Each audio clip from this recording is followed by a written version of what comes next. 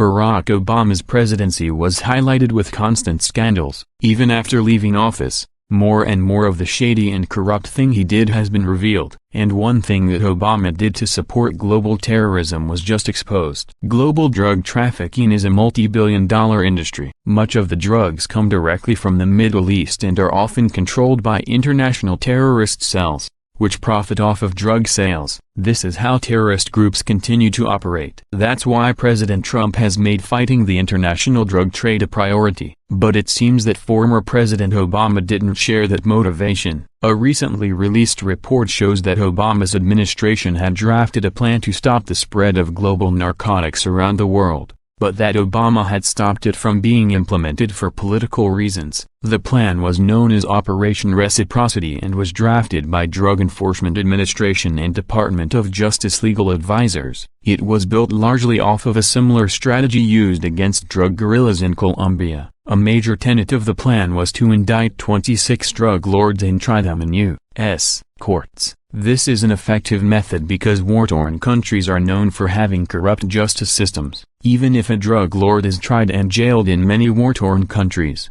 they have enough pull in the area to get out. In the United States, escaping from justice is much more difficult. But that wasn't the only goal of the operation. Another part of the plan, which seemed to be the most controversial portion of the plan, was to separate Afghan drug traffickers from the Taliban. With this plan being implemented in 2013, at a time where the Obama administration was attempting to initiate peace talks with the Taliban, this was seen as unproductive to those talks, which would score Obama major political points. Another speculated reason as to why the plan was shut down had to do with the White House's exit strategy from Afghanistan. The exit strategy involved dramatically reducing the United States military presence in the region, but detractors argue that the U.S. had already spent $686 billion and lost more than 2,000 American lives in the war. With that commitment already in place, many felt that completing a plan to cripple the Afghan drug trade would be extremely productive. Taliban forces were involved with supplying more than 90% of the world's heroin,